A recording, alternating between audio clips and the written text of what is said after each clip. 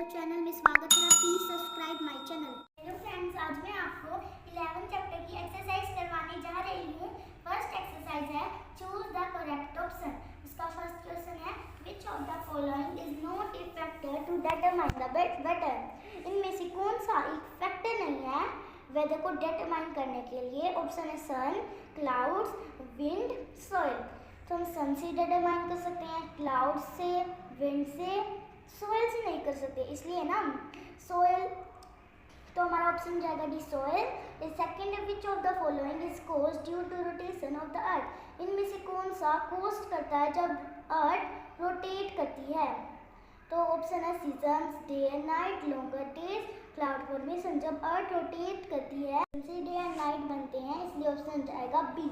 Third है which of the following is formed when the water droplets collect together. इनमें से कौन सा फॉर्म करता है जब वाटर ड्रॉपलेट्स एक दूसरे को कलेक्ट टुगेदर, एक दूसरे को कलेक्ट कर लेते हैं एक दूसरे से।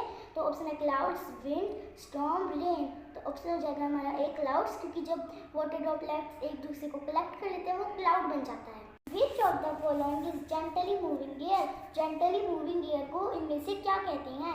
तो ऑप्शन है स्टॉर्म, थंडर, ब्रिज, थंडरस्टॉर्म। तो ऑप्शन हो जाएगा हमारा सी, ब्रिज।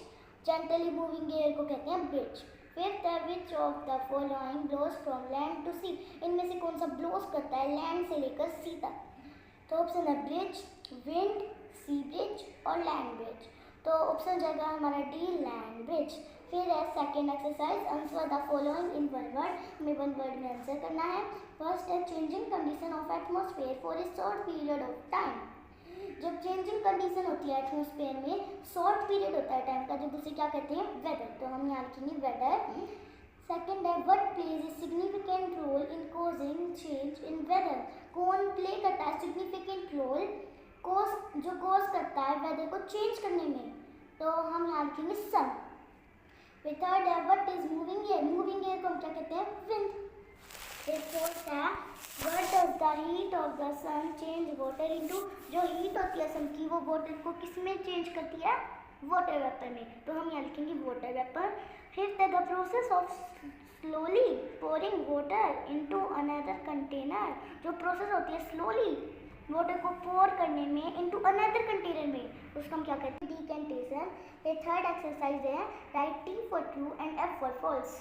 तो फर्स्ट है the earth's revolution around the sun causes seasons. जो अर्थ की रिवॉल्यूशन होती है सन के अराउंड वो सीजन कॉज करती है, ट्रू। तो हम यहाँ लिखेंगे ट्रू। सेकेंड है the part of the earth that faces the sun has winter. जो अर्थ का पार्ट है वो फेस करता है जब सन के सामने विंटर में, जो है ना अर्थ का पार्ट होता है जो सन के सामने फेस करता है, क्या वहाँ विंटर होती है, फॉल्स। थर्ड है the air above water is warmer during the day. जो वाटर के ऊपर जो एयर होती है वो डे टाइम वार्मर होती है, फॉल्स। तो यहाँ पर हम लिखेंगे फॉल्स। फोर्थ है a wind that blows from land towards the sea at night is land breeze. जो विंड ब्लोज होती है लैंड से लेकर सी तक नाइट में, उसको हम लैंड ब्रीज कहते हैं, ट्रू। तो हम यहाँ लिखेंगे ट्रू।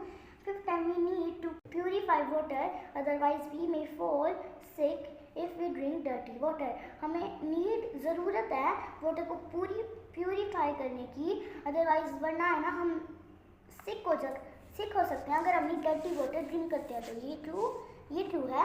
तो हम यहाँ लिखेंगे ट्रू। एक्सरसाइज के बचे हुए क्वेश्चन आंसर को आप नीचे दिए गए